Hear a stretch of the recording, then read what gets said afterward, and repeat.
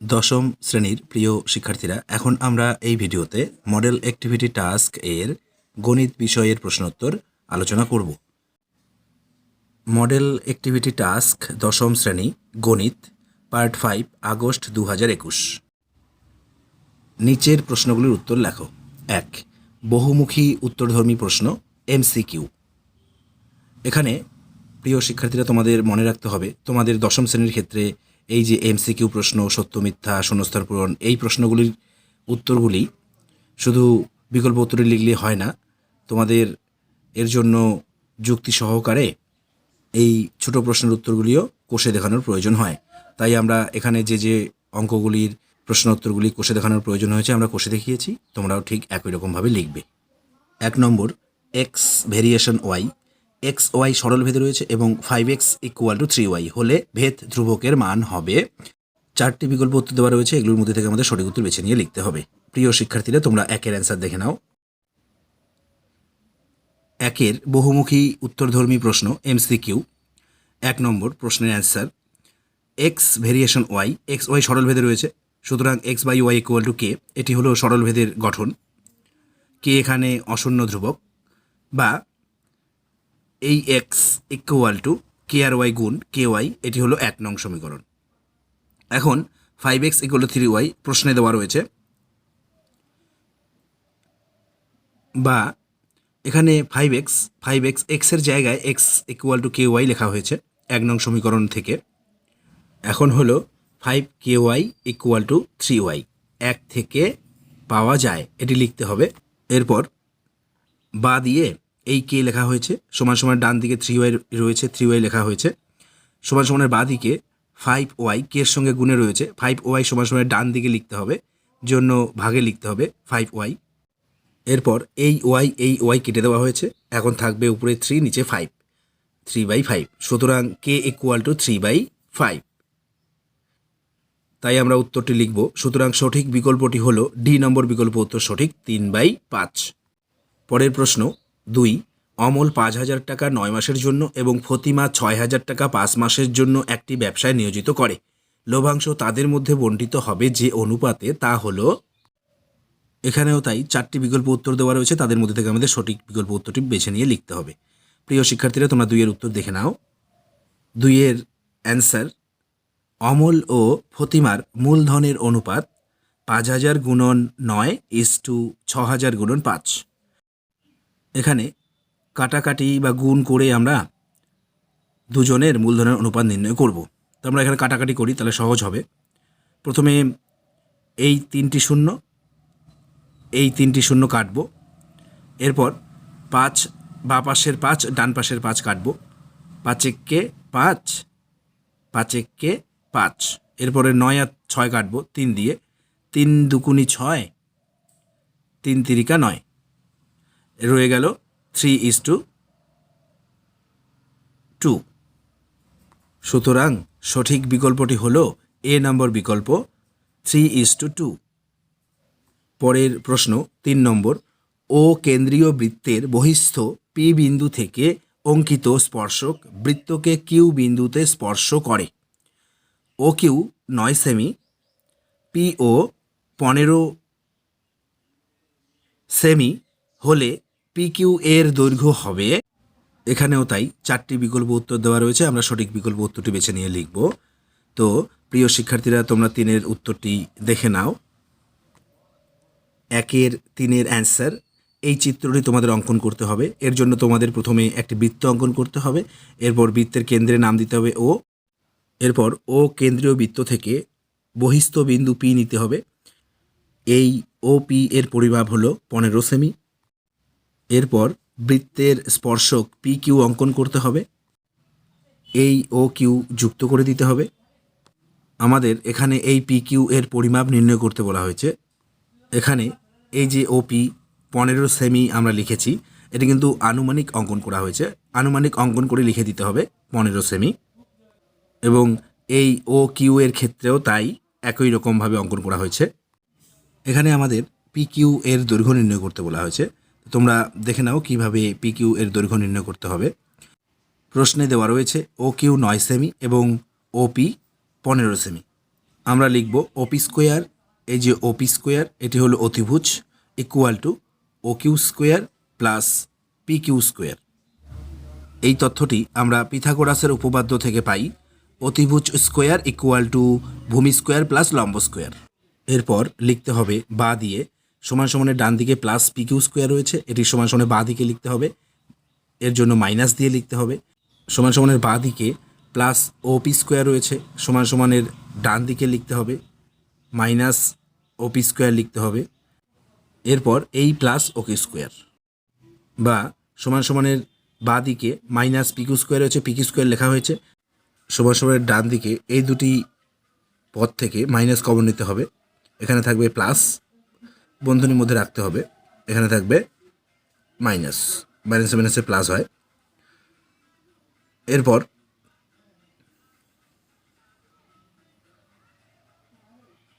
এই মাইনাস কেটে দিতে হবে,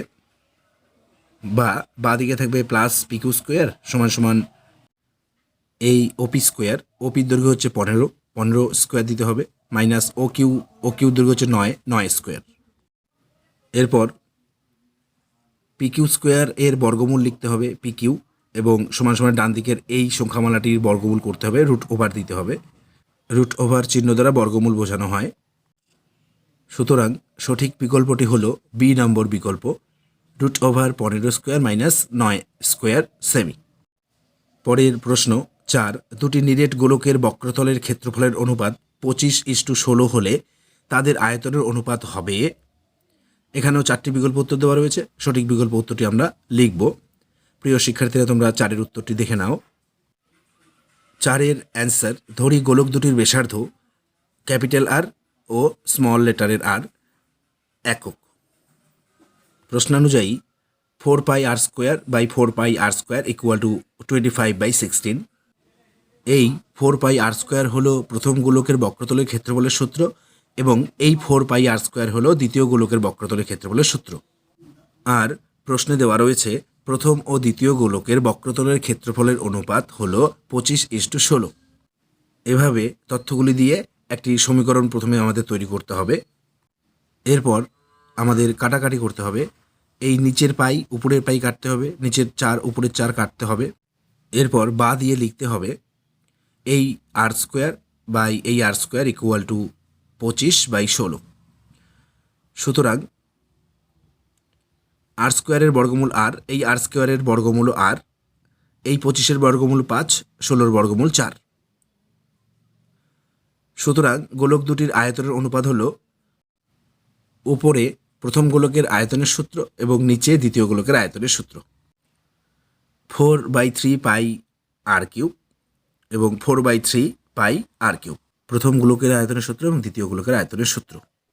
এরপর উপর নিচ কাটাকাটি করতে হবে, নিচের এই পাই উপরের এই পাই কাটা হলো, এই 4/3 এই 4/3 কাটা হলো, এখন থাকলো r³ উপরের বড় হাতের আর বলতে প্রথম গোলকটির ব্যাসার্ধ হলো 5, এখানে 5³ দিতে হবে, ছোটটির ব্যাসার্ধ হলো 4, এখানে 4³ দিতে হবে। এরপর 5-এর ঘন 125, 4-এর ঘন 64, সমান সমান দিয়ে লিখতে হবে 125:64। এটি হলো অ্যান্সার। সুতরাং সঠিক বিকল্পটি হলো ডি নম্বর বিকল্প, 125:64। পরের প্রশ্ন 2, সত্য মিথ্যা লেখো। TF 1, একটি ঘড়ির মিনিটের কাঁটার প্রান্তবিন্দু 1 ঘন্টায় আবর্তন করে 2π রেডিয়ান। প্রিয় শিক্ষার্থীরা, এই বিবৃতিটি সত্য হবে কি মিথ্যা হবে তোমরা দেখে নাও। 2, সত্য মিথ্যা। 1-এর অ্যান্সার, একটি ঘড়ির মিনিটের কাঁটার প্রান্তবিন্দু 1 ঘন্টায় আবর্তন করে 2π রেডিয়ান। এই বিবৃতিটি সত্য হবে, তাই আমরা এখানে সত্য লিখব।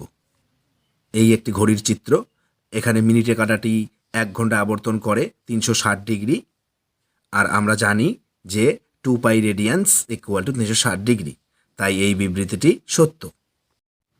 পরের প্রশ্ন 2, ত্রিভুজ ABC এর BC বাহুর উপর D এমন একটি বিন্দু যে AD লম্ব BC।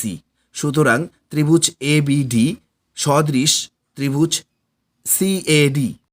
প্রিয় শিক্ষার্থীরা, তোমরা দেখে নাও এই বিবৃতিটি সত্য কি মিথ্যা হবে। 2-এর অ্যান্সার, তোমরা প্রথমে ABC একটি ত্রিভুজ অঙ্কন করবে এবং AD লম্ব অঙ্কন করবে। এরপরে লিখতে হবে ABC একটি ত্রিভুজ ABC এর BC বাহুর ওপর D একটি বিন্দু নেওয়া হলো। এই যে D একটি বিন্দু নেওয়া হলো, AD যোগ করা হলো। চিত্রানুযায়ী AD লম্ব BC, এই যে AD লম্ব BC। প্রশ্নে আমাদের বলেছে যে এই ত্রিভুজটি এবং এই ত্রিভুজটি দুটি ত্রিভুজেই সদৃশ বা একই রকম, কিন্তু আদৌ ত্রিভুজ দুটি সদৃশ নয়। তাই আমরা লিখব সুতরাং স্পষ্টতই বিবৃতিটি মিথ্যা। পরের প্রশ্ন 3, একটি লম্ব বৃত্তাকার শঙ্কুর ব্যাসার্ধ, উচ্চতা এবং তির্যক উচ্চতা সর্বদা একটি সমকোণী ত্রিভুজের বাহুত্রয়। প্রিয় শিক্ষার্থীরা, তোমরা দেখে নাও বিবৃতিটি সত্য কি মিথ্যা হবে। 2-3-এর অ্যান্সার, তোমরা প্রথমে এভাবে একটি লম্ব বৃত্তাকার শঙ্কুর চিত্র অঙ্কন করবে এবং নাম দেবে ABC। এখানে দেখো এটি হলো লম্ব এবং এইটুকু হলো ভূমি এবং এটিকে বলা হয় অতিভুজ। তাই আমরা এখানে দেখতে পাচ্ছি একটি লম্ব বৃত্তাকার শঙ্কুর ব্যাসার্ধ, উচ্চতা এবং তির্যক উচ্চতা বা অতিভুজ থেকে আমরা একটি সমকোণী ত্রিভুজ পাচ্ছি বা সমকোণী ত্রিভুজের বাহুত্রয় বা 3টি বাহু পাচ্ছি।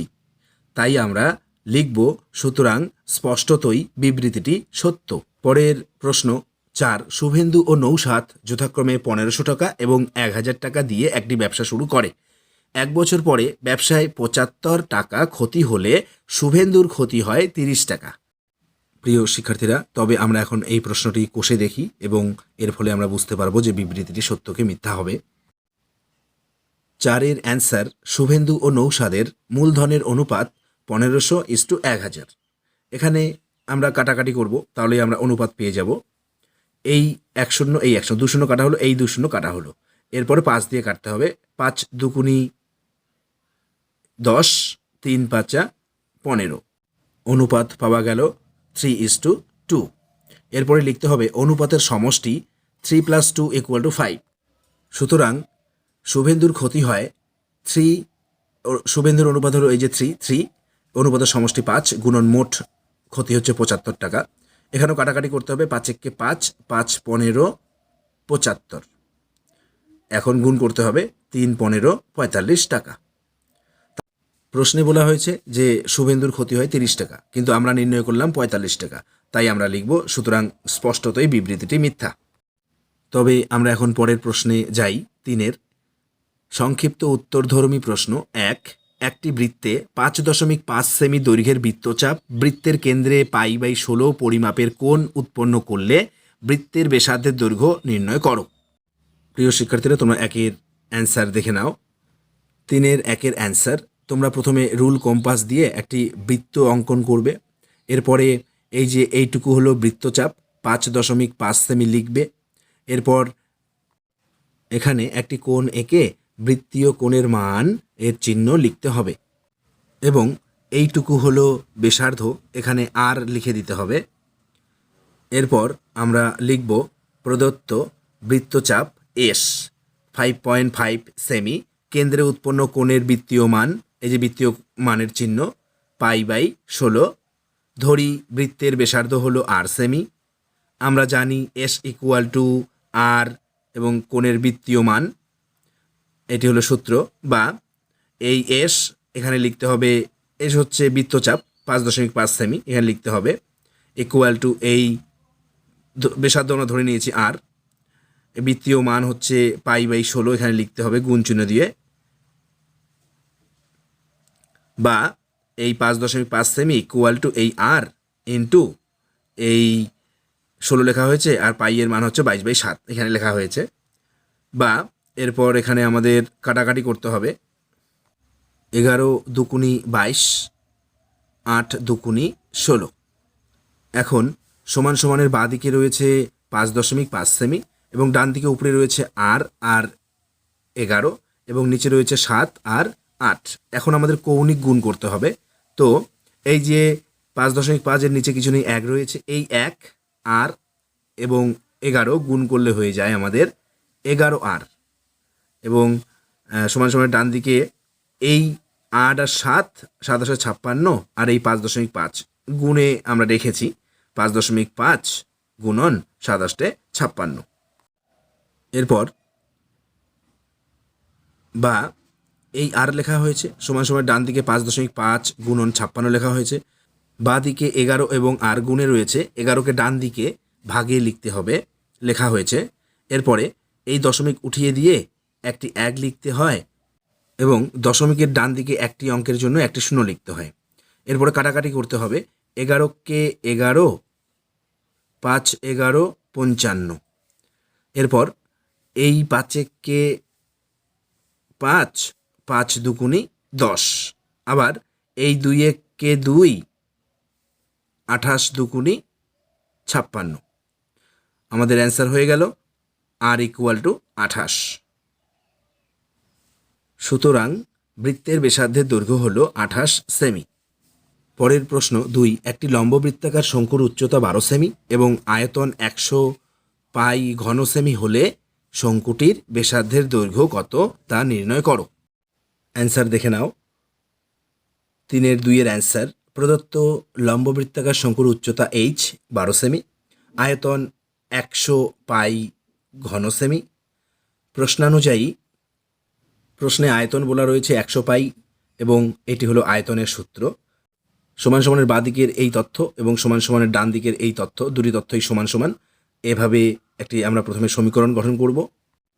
এরপর বা লিখে এই 1/3, এই পাই, এই আর স্কোয়ার এবং এই এইচ উচ্চতা 12 সেমি, এখানে 12 সেমি লিখতে হবে এইচের জায়গায়, গুণ দিয়ে সমান সমান 100 পাই।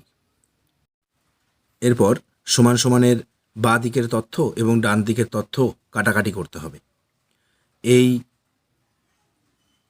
পাই পাই কাটা হলো, এই 3 নিচে রয়েছে, 12 উপরে রয়েছে, 12 আর 3 কাটাকাটি করতে হবে, 3-1 3, 3-4 12।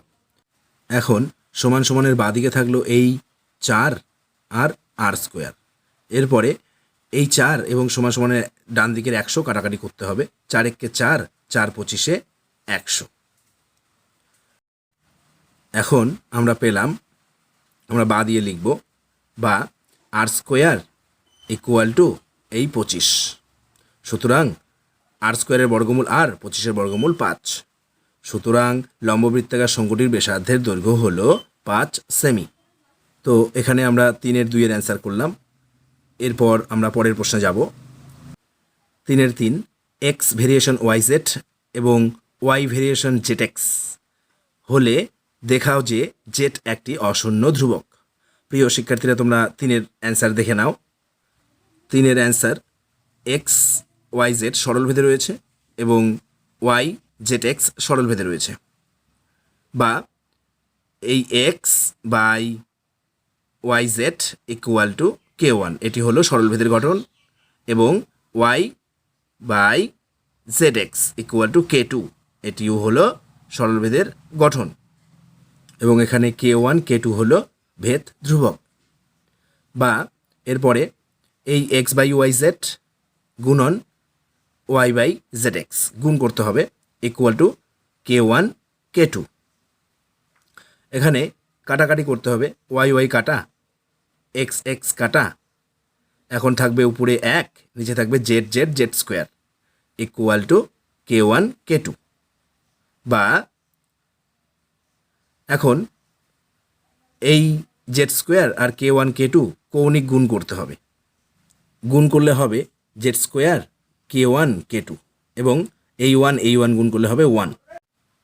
বা এই জেড স্কোয়ার ইকুয়াল টু সমান সমান ডান দিকে 1 রয়েছে, সমান সমান বাঁ দিকে এইটুকু গুণে রয়েছে, K1 K2 ডান দিকে নিয়ে যেতে হবে, ভাগে লিখতে হবে K1 K2। সুতরাং জেড স্কোয়ারের বর্গমূল জেড লিখতে হবে ইকুয়াল টু 1/K1 K2-র বর্গমূল, রুট ওভার দিয়ে বর্গমূল বুঝাই আমরা, রুট ওভার দিতে হবে, প্লাস মাইনাস লিখতে হবে 1/K1 K2। সুতরাং Z equal to plus minus root over 1/K1 K2, এটি হলো অশূন্য ধ্রুবক, তাই আমরা লিখব অশূন্য ধ্রুবক প্রমাণিত। পরের প্রশ্ন 4, যুক্তি দিয়ে প্রমাণ করো যে যে কোনো সমকোণী ত্রিভুজের অতিভুজের উপর অঙ্কিত বর্গক্ষেত্রের ক্ষেত্রফল অপর দুই বাহুর উপর অঙ্কিত বর্গক্ষেত্রের ক্ষেত্রফলের সমষ্টির সমান। প্রিয় শিক্ষার্থীরা, তোমরা এই 4-এর উত্তর দেখে নাও। প্রিয় শিক্ষার্থীরা, এই উপপাদ্যটি তোমাদের পাঠ্য বইয়ের 49 নম্বর উপপাদ্য। তোমরা তোমাদের পাঠ্য বই থেকেও লিখতে পারো, অথবা আমরা এখানে অ্যান্সার লিখেছি, আমাদের অ্যান্সারটিও তোমরা লিখতে পারো। তবে অ্যান্সারটি দেখে নাও। 4-এর অ্যান্সার, প্রথমে তোমরা একটি ত্রিভুজ অঙ্কন করবে, নাম দেবে এ বি সি, এবং এখানে বিসি বাহুর ছেদবিন্দু নাম দেবে ডি। এরপর লিখবে প্রদত্ত এবিসি একটি সমকোণী ত্রিভুজ যার কোণ এ সমকোণ। প্রমাণ করতে হবে BC square equal to AB square plus AC square. অঙ্কন, সমকোণিক বিন্দু এ থেকে অতিভুজ বিসি এর উপর লম্ব এডি অঙ্কন করা হলো, যা বিসি বাহুকে ডি বিন্দুতে ছেদ করে।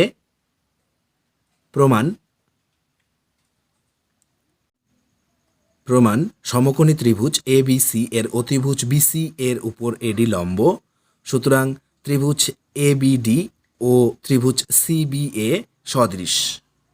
সুতরাং AB by BC equal to BD by AB, সুতরাং AB square equal to BC into BD.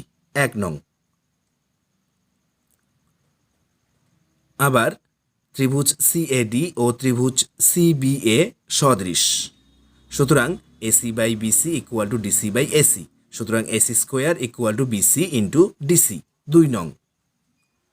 সুতরাং 1 ও 2 যোগ করে পাই AB square plus AC square equal to BC into BD plus BC into DC